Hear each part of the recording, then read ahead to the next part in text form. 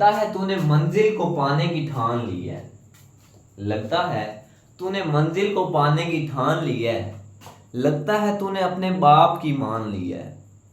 अब चल पड़ा है तो कभी हिम्मत ना हारी।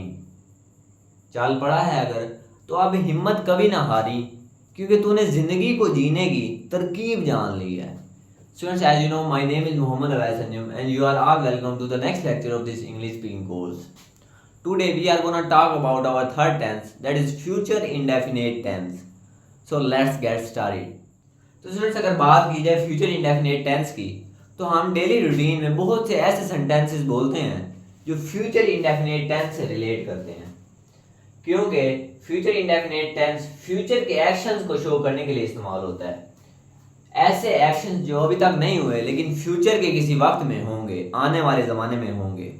फॉर एग्जाम्पल, अली मैच जीतेगा, ये फ्यूचर की बात है, प्रेजेंट की बात नहीं है, फ्यूचर की बात है। फ्यूचर के किसी टाइम में अली मैच जीतेगा। मैं अपनी गाड़ी बेच दूंगा, फ्यूचर की बात है। तुम कब आओगे, फ्यूचर की बात है। तो इस तरह के फ्यूचर के जो एक्शंस हैं, फ्यूचर में होने वाले जो एक्शंस हैं, उनको बताने के लिए हम फ्यूचर इंडेफिनेट टेंस का इस्तेमाल करते हैं। स्टूडेंट्स, अब बात करते हैं फ्यूचर इंडेफिनेट टेंस के स्ट्रक्चर की, यानी कोई भी एक उर्दू का सेंटेंस है फ्यूचर इंडेफिनेट टेंस का, तो उसकी इंग्लिश हम कैसे बनाएंगे। तो याद रखिएगा, फ्यूचर इंडेफिनेट टेंस के पॉजिटिव सेंटेंसेस का स्ट्रक्चर ये होता है। सबसे पहले सब्जेक्ट, उसके बाद विल, और विल के साथ हमारी फर्स्ट फॉर्म ऑफ वर्ब यानी बेस फॉर्म। कोई पावर नहीं, कोई सेकंड थर्ड फॉर्म नहीं, कुछ भी नहीं, जैसी है वैसे ही। यानी गो है तो गो ही रहेगा, प्ले है तो प्ले ही रहेगा, कोई चेंजिंग नहीं करनी, बेस फॉर्म ऑफ वर्ब। और उसके बाद आती है हमारी ऑब्जेक्ट। अब बहुत से स्टूडेंट्स ये कह सकते हैं कि विल के साथ शैल का इस्तेमाल आप क्यों नहीं बता रहे। यानी जब हमें फ्यूचर इंडेफिनिट टेंस पढ़ाया गया था तो हमें टीचर्स ने शैल का इस्तेमाल भी सिखाया था। आई और वी के साथ शैल लगाते थे हम। तो मैं आपको बता दूं कि शैल का इस्तेमाल टेंसेस में तो अब बिल्कुल नहीं रहा। इसका इस्तेमाल केवल मॉडेल वर्ब्स में किया जाता है। अब मॉडेल वर्ब्स क्या होते हैं, ये हमारा बाद का मसला है, हमारे बाद के टॉपिक्स हैं। सिर्फ आपको फिलहाल ये समझना है फ्यूचर इंडेफिनिट टेंस के पॉजिटिव सेंटेंसेस का structure, subject, will, first form of verb और उसके बाद एंड पर ऑब्जेक्टिव पार्ट। अब बात करते हैं फ्यूचर इंडेफिनिट टेंस के नेगेटिव सेंटेंसेस को कैसे बनाते हैं। इसके नेगेटिव सेंटेंसेस को बनाते हुए हमें कोई मसाइल का सामना नहीं करना पड़ता। अब मसाइल, मैं किन मसाइल की बात कर रहा हूँ मैं आपको बताता हूँ। जब हम प्रेजेंट इंडेफिनिट टेंस या पास्ट इंडेफिनिट टेंस के नेगेटिव सेंटेंसेस बनाते थे तो हम काफ़ी मसाइल का सामना करते थे। फॉर एग्जाम्पल, अब एक प्रेजेंट इंडेफिनिट टेंस का सेंटेंस है, सारा कुक्स फूड, यानी सारा खाना पकाती है। इसका नेगेटिव बनाते वक्त हम डू और डज की एडिशन करते थे, जो कि बिगिनर्स के लिए एक टेंशन है, एक कंफ्यूजन है। इसका नेगेटिव कुछ यूँ बनता है, सारा डज नॉट कुक फूड, मतलब पावर भी कन्वर्ट हो गई, डज नॉट की एडिशन भी हो गई। लेकिन फ्यूचर इंडेफिनिट टेंस के नेगेटिव सेंटेंसेस में इस तरह के कोई मसाइल का सामना नहीं करना पड़ता। यहाँ पर सिर्फ विल के बाद नोट लगाना होता है और वर्ब की जो फॉर्म पहले लगाई थी पॉजिटिव सेंटेंस में वही आएगी। वर्ब में भी कोई तब्दीली नहीं, will note plus first form of verb. Students, आपको इतना तो पता है कि इंट्रोगेटिव सेंटेंस को बनाते वक्त हम हेल्पिंग वर्ब को सब्जेक्ट से पीछे रख देते हैं। अब फ्यूचर इंडेफिनिट टेंस में हेल्पिंग वर्ब है विल। विल को उठा के सब्जेक्ट से पीछे रख दो तो हमारा सेंटेंस बन जाएगा एक simple interrogative sentence.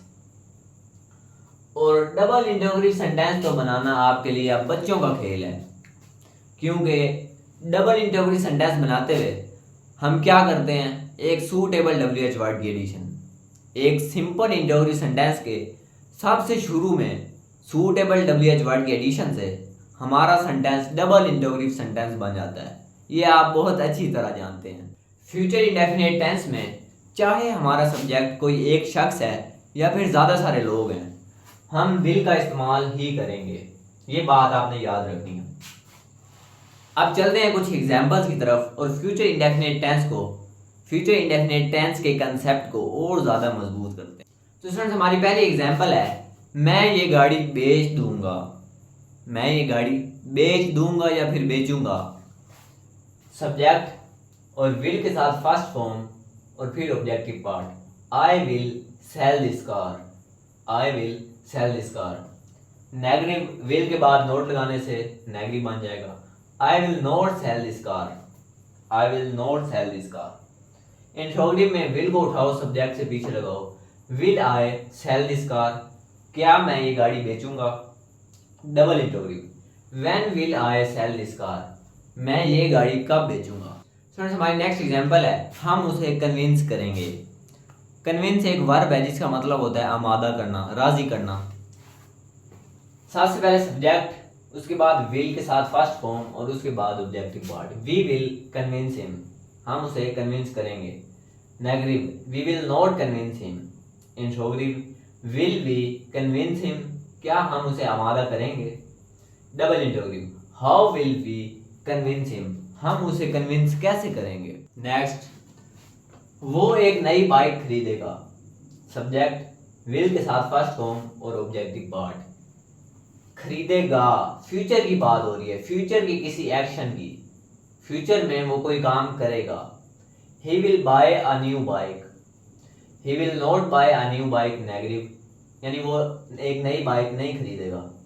Will he buy a new bike, सवाल है, किसी से हम सवाल पूछ रहे हैं कि क्या वो नई बाइक खरीदेगा। Double interrogative, what will he buy, इसका मतलब है वो क्या खरीदेगा। हम यही पूछ रहे हैं कि वो क्या खरीदेगा, इसी वजह से हम न्यू बाइक की एडिशन यानी न्यू बाइक हम आगे नहीं लगा सकते। अब फर्ज कर लो किसी एक लड़के का दोस्त उसे ये कहता है कि मेरे घर के हालात कुछ ठीक नहीं है, अब मैं चोरी करूंगा।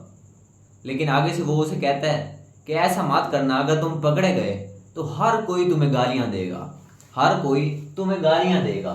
एवरीवन विल अब्यूज यू, गाली देना की इंग्लिश होती है abuse. Everyone will abuse you.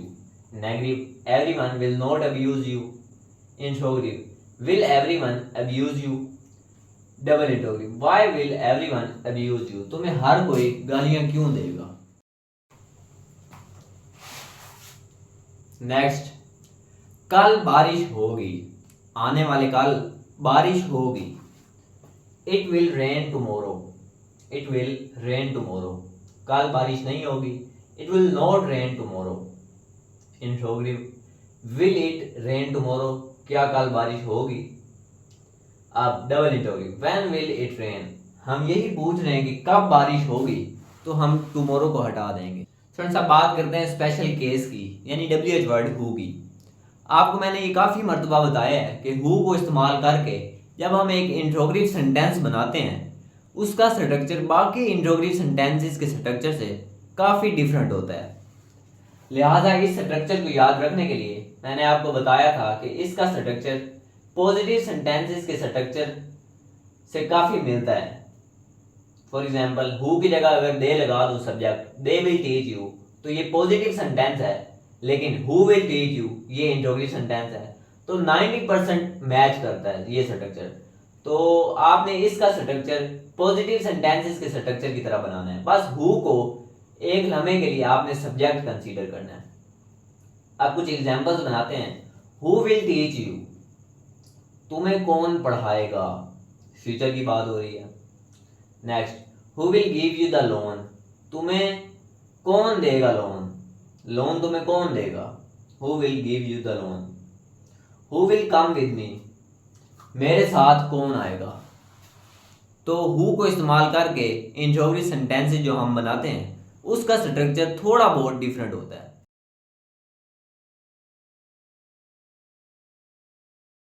तो फ्रेंड्स आज के लिए इतना ही। अब बात करते हैं आपके होमवर्क की। ये 4 सेंटेंसेस आपके सामने लिखे हैं, इनकी इंग्लिश बनाकर आपने कमेंट्स बॉक्स में मेंशन करनी है। सेंटेंस नंबर 1, वो हॉकी खेलेगा, एक पॉजिटिव सेंटेंस है। मैं उसको नहीं मारूंगा, नेगेटिव है। क्या तुम डॉक्टर से बात करोगे, ये एक इंट्रोगेटिव सेंटेंस है। वो कैसे लाहौर जाएगा, डबल इंट्रोगेटिव सेंटेंस है। इन 4 सेंटेंस की इंग्लिश बनाकर आपने कमेंट्स बॉक्स में मेंशन करना है, ताकि मुझे भी पता चले फ्यूचर इंडेफिनिट टेंस की आपको कितनी समझ आई है। तो आज के लिए इतना ही। उम्मीद करता हूँ आज का लेक्चर आपको पसंद आया होगा। आपके प्यार भरे कमेंट्स का बहुत बहुत शुक्रिया। मिलते हैं नेक्स्ट वीडियो में। तब तक के लिए टेक केयर, अल्लाह हाफिज़।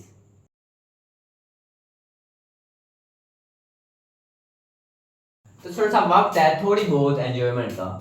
एक दफ़ा एक लड़का अपने दोस्त से पूछता है कि तुम आने वाली कौम को क्या पैगाम देना चाहते हो। वो आगे से जवाब देता है, मैं आने वाली कौम को ये पैगाम देना चाहता हूँ कि वो ना ही आए तो बेहतर है, जितनी महंगाई जा रही है उसने खुद ही तौबा करनी है।